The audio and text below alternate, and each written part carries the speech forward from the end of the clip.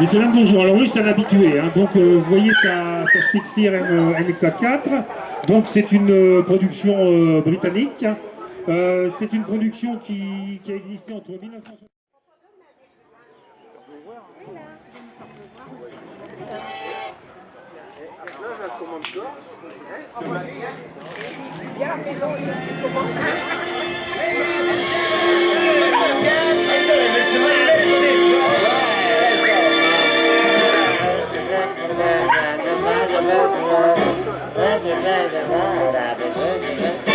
I'm singing in the rain, just singing in the rain.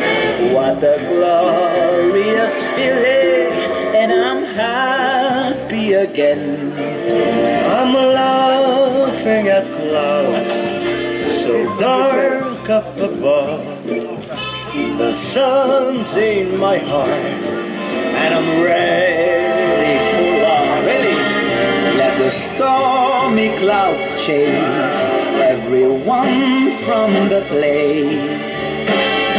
Come on with the rain, I'll have a smile on my face.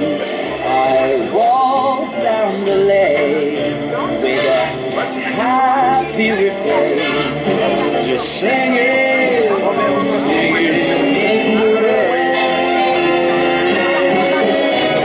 Singing in the rain, just singing in the rain.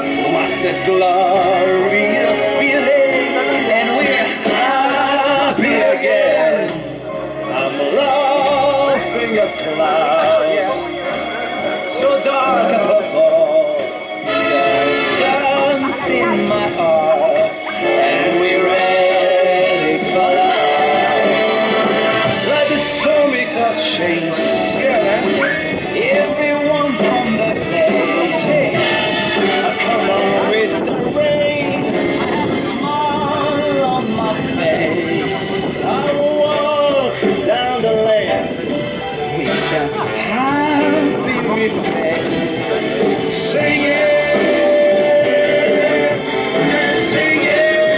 singing, singing in the rain. On les applaudit bien fort. Ah, et vous voyez, même l'Angleterre, sous ce beau soleil de Clarency, était présente à Clarency. Et Morgan Runabout, 3 roues, jusqu'en 1936. Puis sont apparus les fours, qui ne veut pas dire 4x4 tout-terrain, mais 4 cylindres, 4 roues, hein, puisque avant 36, c'était que tout le monde connaît bien, puisque la marque existe toujours. Donc ici, nous avons affaire à une berline à toit ouvrant. Oh, le klaxon ne doit pas être d'époque. Pardon. Donc c'est Madame Nance, c'est Corinne qui nous la présente. C'est un modèle de 1957. Et c'était une familiale des années 50, sachant qu'elle est sortie une petite lunette à l'arrière. Là, c'est une grande lunette parce qu'elle est de 57.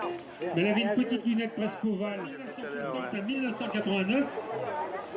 C'était la première, c'est la première berline, la 403, il faut savoir que c'était la première berline à injection essence qui est sortie en France de série. Première injection essence en modèle de série, Peugeot 404. Il y a eu 2 885 374 exemplaires de produits dans différentes caisses, berlines, coupés, câbles, break, fourgonnettes. Les câbles ont été fabriqués à, donc ce modèle-là a été fabriqué à 10 000 exemplaires, à 10 307 exemplaires. Puisqu'il s'agit d'un Renault KZ Torpedo. Alors pourquoi Torpedo? C'est la carrosserie, hein. Vous remarquez qu'il y a 4 portes, c'est pas un cabriolet, il n'y a pas 2 portes, il y a 4 portes, elle est décapotable. Ensuite, quand elle est capotée, les hautes portières ils sont en vente, quoi, hein. Donc c'est un Torpedo. Donc il y a le tourne-disque à l'arrière. Ah, ça devait être le Toradju de l'époque, je pense. Mais ça doit sauter, hein, dans les KO, le disque il doit quand même se rayer pas mal.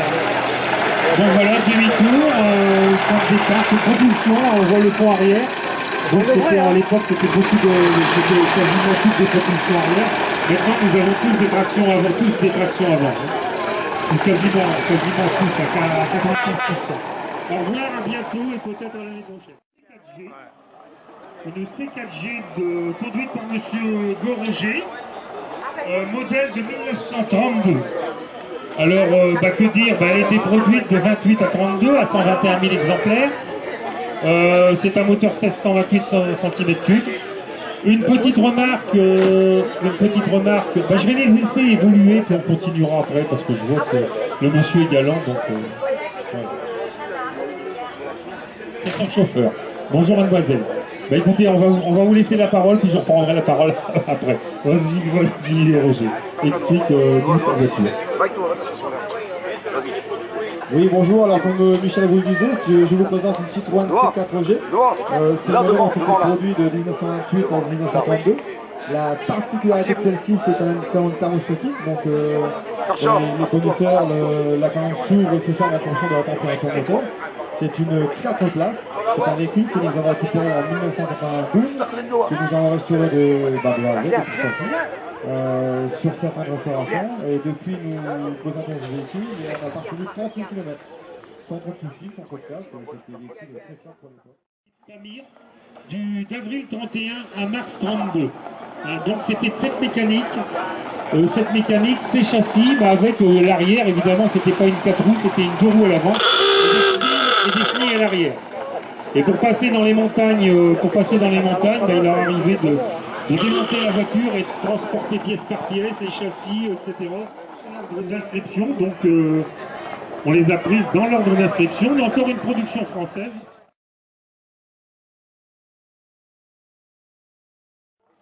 Qui nous présente une KZ,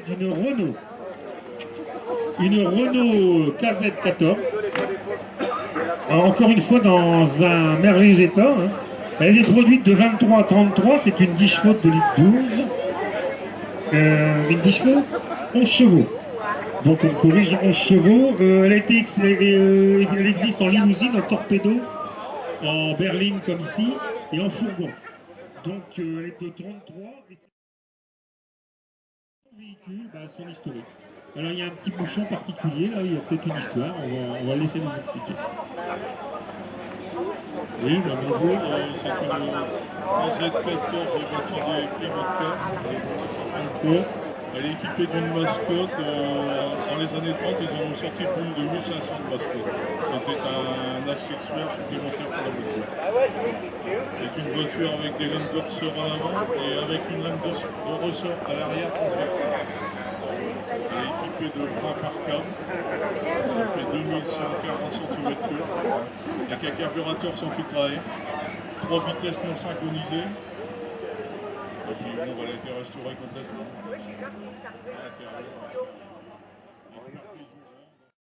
Vraiment d'époque, par contre. Tout à l'heure sur la 230, c'était pas le cas, mais là c'est bien le cas. Maintenant, nous allons laisser à l'entrée principale. Je vais demander à nos aimables visiteurs, spectateurs, de s'écarter pour laisser passer une production américaine.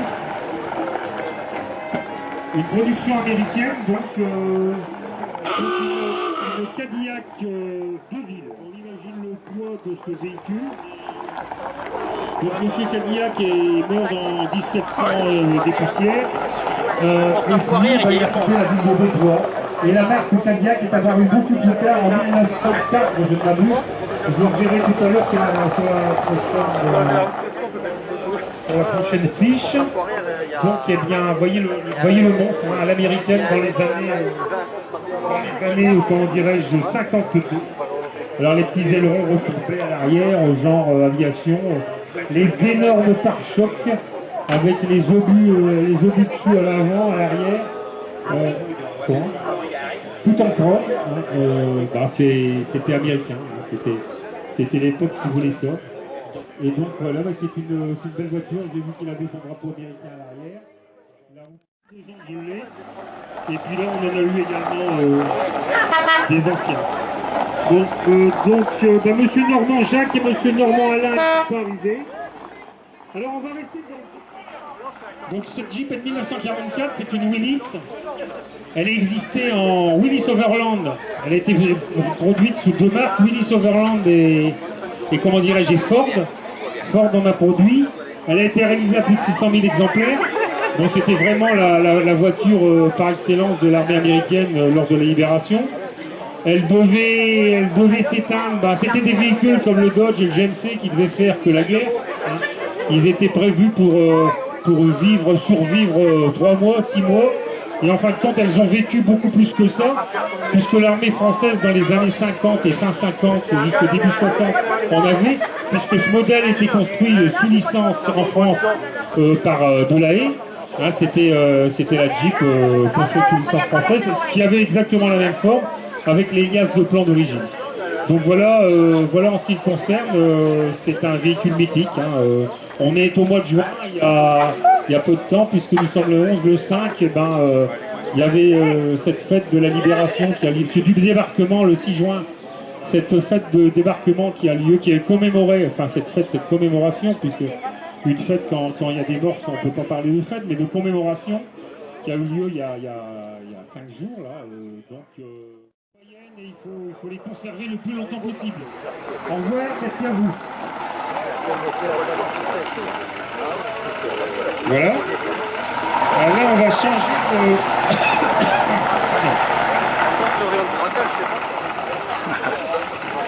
Alors sur la terre, ça ne braque pas, mais effectivement, ça ne braque pas. Donc, il faut les préserver. Ce sont des beaux véhicules.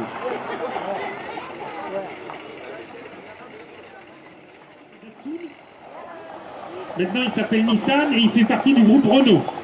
Un Nissan Renault, c'est donc le même groupe. Bon, à cette époque-là, la Silvia, qui est de 1985.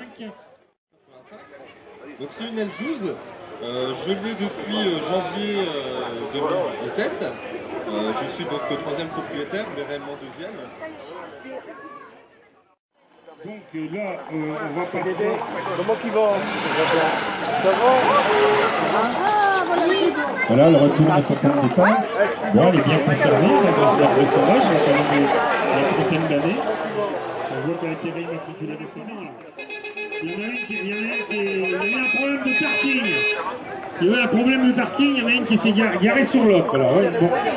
Alors donc, tout à l'heure je parlais de voiture mythique en parlant de la Jeep, mais alors il y a une voiture mythique qui en France, c'est à 2 chevaux.